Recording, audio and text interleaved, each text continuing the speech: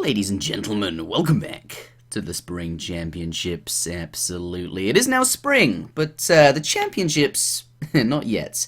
This video came from the same place as the previous commentary on my channel, where we had a really good game between Blackstar OP and Boneng, casted by myself and Veni. Do check that out if you have not done so already. It was a really good game. This game today, though, comes from the same place as that one, a backup folder on my old PC, dated spring 2015. So exactly 1 year ago now this happened. There were 2 files in total. This is the second one that I'm bringing you today, but to my knowledge, neither were uploaded to YouTube. So today, I finally did what needed to be done, and I'm bringing you the second one, another pretty good game, this time between H2O playing as Russia versus Boneng's Aztec. Another Showmatch played during the Spring Championships. Another blast from the past, if you will. And I think the reason I never uploaded them was due to Veni's microphone being a bit buzzy, but that wasn't a problem on his end, though. In every other video we've casted, he sounds fine. Do check him out on YouTube if you have not done so already. Veni is another wealth of Age of Empires 3 action and knowledge to discover. I do miss casting with Veni. It was him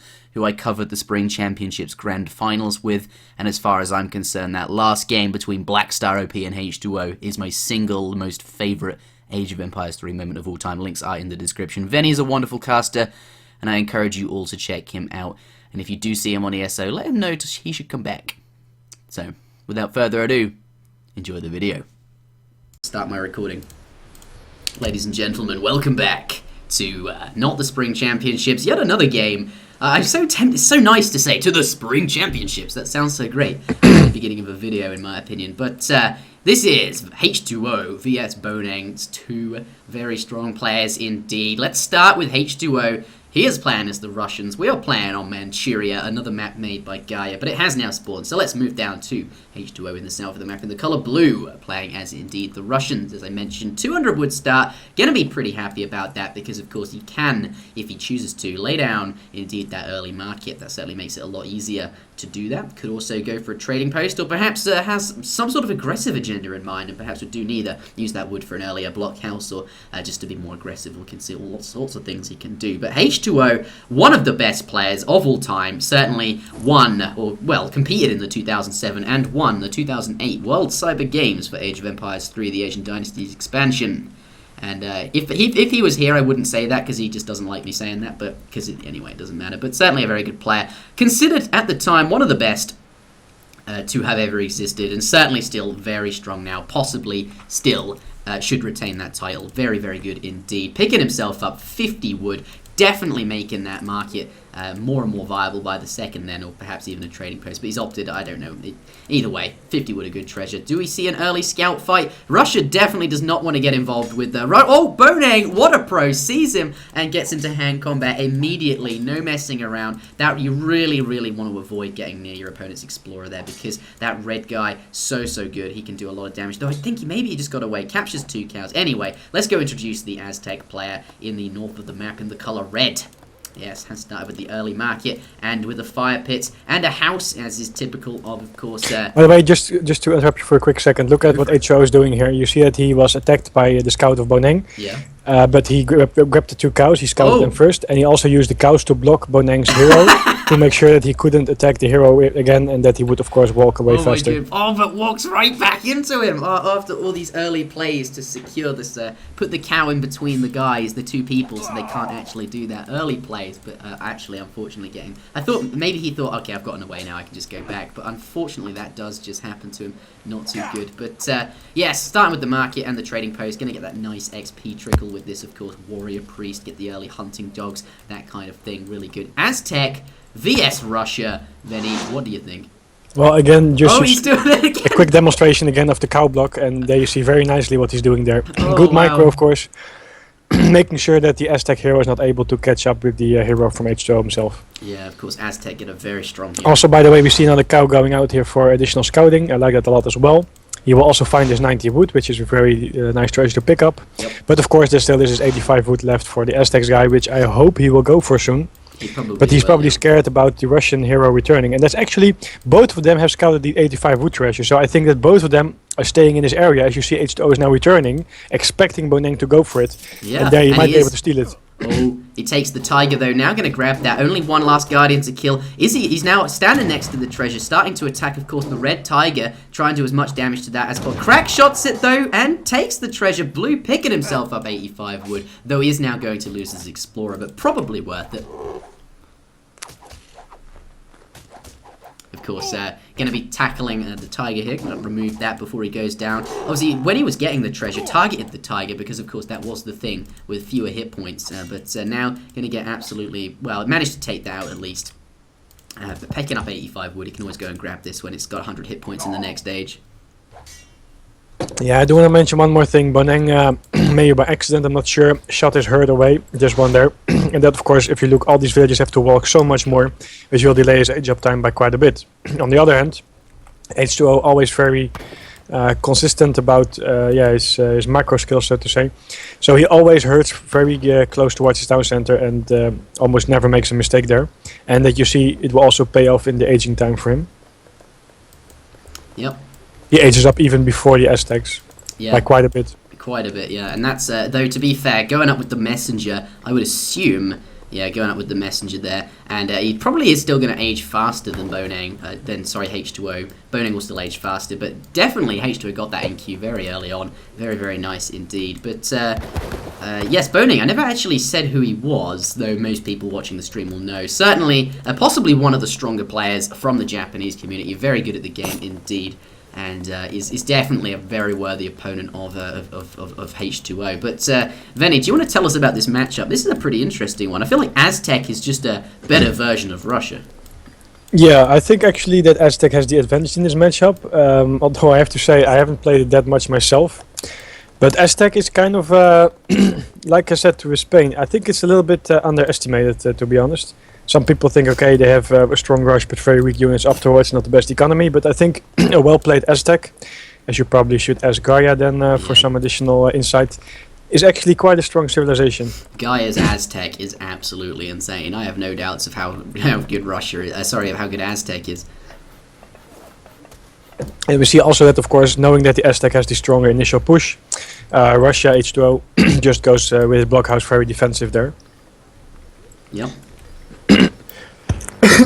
Okay, you sound like this is not too good. You're you sound like you got a bit of a cough there. But yes, Russia is now laying down that trading post, and of course we'll see his first shipment arrive any moment now, and we'll see that'll be very indicative of what he wants to do. As he went up with the, I don't know how many villages he went up, it wasn't paid, it must have been 17, of course, defensive blockhouse, this all makes sense, yeah, he's gone with the market there, and most likely going to be 700 wood coming out of him, lay down some infrastructure, and of course a second military building, perhaps that's stable, and of course grab all the market upgrades that cost a lot of wood if he hasn't got those already, but using these cavalry to pick up that cow, maybe going to take out the two lions there, or perhaps not. I'm not sure where these cavalry are going, but certainly could kill the lions and pick up the treasure. We'll see what they're up to, but meanwhile, Boneng, in the north of the map, has sent 700 wood as his first shipment. Going to be doing that to do very similar things, actually. Going to lay down this trading route in the back and get some infrastructure down, of course, at the housing and stuff like that. Are you okay now, Veni? Have you recovered? Yes, thanks, I'm alive again. Okay. Yeah, I do want to say that based upon the age up times, I believe that H2O did go for 14 villages, not 17. But I think the defensive blockhouse is more that because he doesn't want to get pushed by the Aztecs too far. I mean, if you put it in the center like here or so, and the Aztecs does a similar thing, you're just gonna lose it. And on the other hand, 17 villages is just, I feel, too risky. You'll probably just age too late, and you have not enough options left for you to deal with certain things. But I think this is, sorry, I wasn't. Never mind. I was going to say, like, 5 Cossacks, though, as his first shipment is fairly interesting. I think the H2O is anticipating some sort of pressure coming in, especially with, like, being very defensive, as we see. But the 5, I can't see what these Cossacks are going to do, at least he in is terms probably of anticipating a coyote raid, and that's why he's probably going to use his 5 Cossacks to either counter the coyote raid or to raid himself like he's doing now. That's true. But he hasn't been raided just yet, but certainly trying to kill a villager doesn't manage it. Coyote's going to come in, perhaps, though, he's going to engage that. No, he doesn't. Very nice, by the way. Did you see that one coyote moving in front up from the rest to trap the Cossacks and now slowing them down? snaring them there, absolutely. Going to get into combat. I don't really think, but H2O wants to take this fight. Of course, Coyote runners 100 resources each. Quite a lot of them. And if you do this just a resource for resource comparison, of course, the Cossacks, 150. Not so good, not quite a good trade. But now the Musketeers have arrived. Of course, H2O trying to run away as much as he can. Get the Musketeers up there. Close. Yep, and now it's switch. Now H2O is the one snaring him, trying to use the now that the Musketeers are here. Yeah, Boneng was able to run away, but he either misclicked or he didn't click too far enough, and that's why he lost 1 or 2 more coyotes there. Yeah, not too good for him, but all in all, I think quite a fair trade, quite even. Fairly even. And interesting to see is that both of them use 700 wood, and both of them are going for 2 trading posts just to get that kind of additional bonus in the back kicking in. Yep. And 3, yeah, definitely two trading posts in the back, very, very nice indeed. Possibly get the upgrade, and Manchurio allows you, sort of facilitates that because you have your own trade route, and it's very defendable because it's behind your base. Unlike maps like in the previous game where Spain lost his trading posts in the early portion because, of course, the trading route is in the middle, very contestable. But here, yeah, very safe. This like leads into this sort of safer playstyle because you know you can protect these. And as a direct result of that, we see Boneng sending 3 warrior priests. He wants to use those to, these can be really, really slow and hard to get away with, but actually has sent that. Looks like he's in a perfectly reasonable spot to do so, and is going to reap the rewards of having these out. Really loads of XP going to come in, and can switch to the war dance should he need to. Yeah, I actually really like that choice. You can say on one hand it's a little bit risky because he went for both the trading posts and also, to mention by the way, Stagecoach. H2O did not yet. Oh wait, yeah. he now has Stagecoach as well. But that is, you could say, a little bit risky, a little bit boomy, a market, 2 trading posts, Stagecoach, 3 warrior priests. On the other hand, he knows that the Russian guy is very defensive as well. He also saw part of his army. He also sees the 2 trading posts, so he knows he has more time. And in these kind of games, it's actually always about getting away with as much as you can. That will just get you in the best position. If you can sneak in 1 more upgrade and you can, be safe, then you should do it. Yep. You have to be greedy. That's what you're saying. Yeah, basically, yeah. Be as greedy as you can. And if you well, the problem is if you greed too much, then that's why it's called being greedy. Because you try and sneak too many upgrades in, try to secure a better position in the late game too much, and the early person overruns you in the early portion of the game, and that can be kind of awkward. But generally, greed is good. Generally, yeah, if you can sneak it in without being punished, absolutely. But yeah, this is a very passive game at the moment. Both players powering up their eco in the back. Neither player saw the opportunity to, well, certainly Russia didn't see the opportunity to be aggressive. Aztec can do that, but chose not to. We saw an early 5 Cossacks out of H2O to perhaps anticipating that early aggression. Of course, Aztec have that age up fast option. But Russia aged up now, by the way, so... Yeah, he has aged up. Just a moment. But yeah, the Cossacks being used to defend against raids, do some raiding of his own. But as you said, Russia now up. Yeah, I'm actually quite surprised that these coyotes go out alone. I feel that he can make something happen by using his mace sultans in the back as well. For example, this army that you see over there, imagine he would have his mace sultans with him. He would completely destroy this army and the 3 villages. That's true, definitely. And because he knew that cavalry would snare them there, there's no way he could get away. Yeah, and he knew that H2O just aged up, and Boneng is not close to aging up anytime soon. So that means that he also knows that he should have the army advantage. And that's why I'm a little bit surprised that he was not a little bit more active around the map. Even if he wouldn't be able to kill this army over there, you would for sure be able to prevent any herding and gathering over there. True, but perhaps not. And also, by the way, what you see here, H2O has always been a very methodological, so I'm not gonna pronounce the word correctly, it seems methodological player, if you know what I mean. Methodological. Yeah, that one. Anyway, you see that he's always moving very slowly, very thinking about his moves, and he posts his cannons and his army, especially on this side. Why? Well, first of all, this one here on the bottom is always covered by line of sight from the trading post, the town center, etc. In his base, there's actually nothing to cover because everything can hide in town centers and blockhouses. The only spot he had to cover was that, where he is herding and where his future economy will be. Yep. So he is pushing from his town center towards the hunt on left side, and from that point on he's pushing towards the point where Boneng is. That means that he covers the exact spots of the map that should be covered at this point in time. Yep. definitely covering exactly where he's going to be vulnerable. This is the only place that obviously the villagers can't garrison. That's where you want to put your units to protect them. All of this is pretty safe, as you pointed out, absolutely. And now he feels like, as of course, got the veteran Strela upgrade, has his 2 cannon shipment arrived, and of course has now got his Strela combat here as well. He feels like he's at that critical point in the game where Russia feels at his strongest. Or at least for this particular game, is going to push out, and now the pressure is on top of Boneng. But Boneng, very interesting, sending these units down here. Looks like he's going to take out some villagers, not too good, plus the 2 houses, which are half constructed, they're going to go down as well. Not going to be too happy, but at the same time, his army is not in a position to defend himself, so I think equally Red Boneng here is going to lose some villagers here, the cavalry archers plus the Cossack going to kill these there, and certainly going to lose some infrastructure as well. So I like that. Like an even trade. The cannons are moving towards the army very nicely. He makes sure that the cannons are in the center of his army so he can raid the villages on the top side, and that his cannons are not going to get crushed on the bottom side. I do think that actually H2O might have been pushing a little bit too fast, because I feel that, well, look at the bottom, yes. Yeah, lots of villagers being in hand combat there. He could have perhaps gotten into a position where they had to walk even more through the coyotes, so that they'd have to, like, just the pathing would be really awkward, and because of that they wouldn't be able to get into the town center as quickly, takes them more out. Oh my goodness, a lot of Puma Spearmen coming in. Those things have absolutely insane siege damage, 48 there. Absolutely no military in H2O's base. Of course, he's using it to pressure. He sees he's going to have to go back, but I don't know if he's going to make it home in time for dinner. Those Pumas have way too much siege. This is a very nice base trade. I always like to see these kind of scenarios. I think he will get a town center before H2O returns with his army, and I hope he will use the Mesoltins already to kind of shield off any incoming units from H2O, like the Tartargoons. Yeah, this is tough.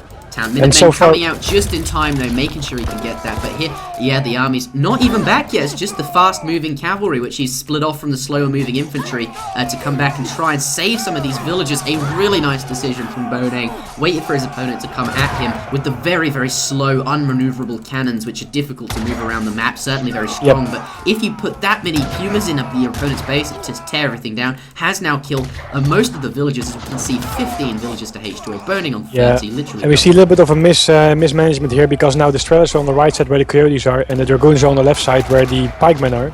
Oh, so, wow. Though takes out the Pumas, really nice there, the 2 cannons, really good. Sorry to cut you off, go ahead.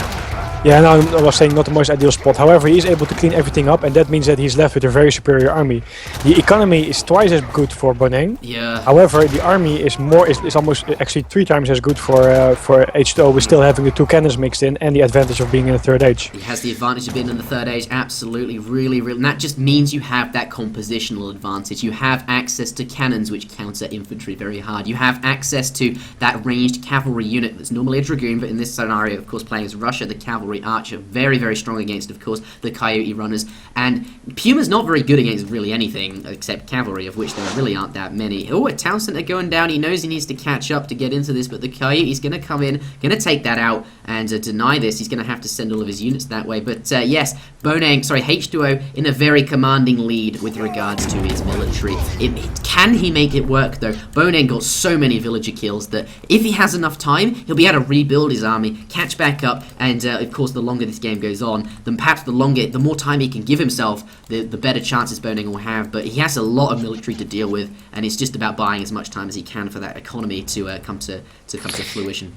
Yeah, this indeed is coming to a very interesting conclusion. The thing is that, as you say, if Boneng has enough time, then he will be able to capitalize on the villager bonus and win. However, H2O, of course, knows that, and he will push out right away, as you see, just making sure that his goons still deal with the coyote raid. And I actually feel that if Boneng is not going to use his villagers, he won't be able to hold off this army. Yeah, he's aging up though. Whoa, wait a second. Yeah, he's aging up. He's definitely doing that. He's going up with the warrior, which is going to grant him presumably some military units. So. Well, if he is going to be able to ship 6 arrow knights, then he would be able to kill the cannons, and then he can probably deal with this army. Yeah, he does have 2 shipments available, actually. 2 shipments stacked up.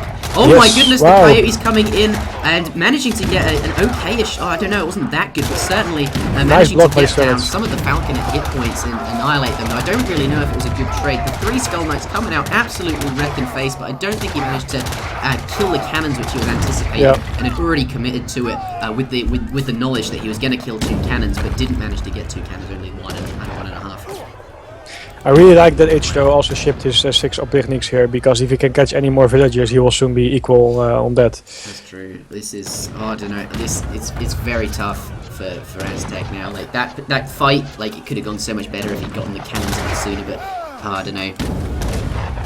I'm surprised that the Aztec guy didn't use any. Scouting party about to arrive. Where is it? Sorry, go ahead. Yeah, they finally arrived three of the Jaguar Knights here, but they get shot away before they even do any damage there. I didn't even find them. But I'm very surprised. I'm very surprised that he didn't use his. Oh, he's shipping 4 Skull Knights and Jaguar. Oh wow, Skull Knights there and Jaguars as well. Skull Knights absolutely ridiculous with their, of course, ×2 area damage. Just going to tear through all these low HP strength. Look at that! Oh my goodness, just absolutely destroying everything. The cannon down as well. Jaguar Prowl Knights, of course, good against cavalry, good against light infantry. Well, that's in the sense of. In the sense of yeah, but this is a very cost-effective trade for H2O because he lost a lot of Strellas, but he doesn't really care about it. He killed like an insane amount of resources worth of army. Still though, what do you think of the trade? Was it worth the skull? No, you just said it wasn't. So. Yeah, no, yes indeed. Now I was surprised actually that Boneng wasn't using his fire pit early on to make those warriors. Yeah. However, he got up a second town center there, but H2O also got a town center on that side. Wow, but the Skull Knights though, they took out so I guess it's just because Strelitz have so few hit points, but that was wow. Anyway. But again, he's stuck with this problem. He has Jaguar Prowl Knight, that's a nice thing, but the problem is that these goons can kite forever. Yeah, that's true. You need any range to deal with the dragoons effectively. Oh, now he has Coyotes, wow, the Aztec shipments are always nice. Jaguar Prowler's very, very good, but not against the cavalry archers here, kind of useless. And like during that fight earlier with all the Skull Knights brothers, yeah, the Strelitz got wrecked, but the cavalry archers in the back doing consistent damage, and Jaguars aren't really very good against them here. And calling the Minutemen, though, to push them away. The game is not over yet. The military has been sort of evened up more in Boneng's favour. Oh, no, 57 now, H2O just popped out some units. But anyway, the point is... He put him quickly in stealth style, so so now they can't be attacked. Just tried to get far away enough for that. Yeah. Wow. Oh, I don't know. Boneng still has the economic advantage, but I don't think it's big enough. Yeah, and he loses again his 10 Coyotes here on the raid. Although, having said that, though, the Mace Holton pop out here, going to deal with those nice. Pretty well. That's what he needed. And now he needs to get his Jaguar Prowl Knights back. Yeah. This is detected by Boneng, so he's running away. Right on time, it looks like. Oh wow, the Prishnik.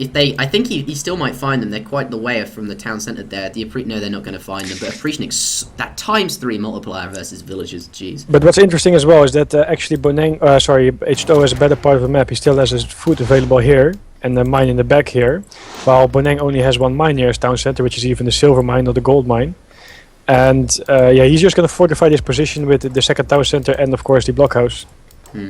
Yeah, the silver mine certainly not as good as the gold mine here.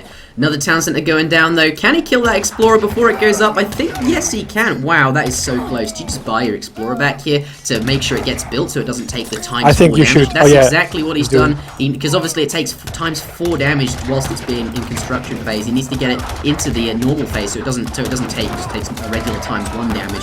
Yeah. Oh my goodness though, that's taken so much damage.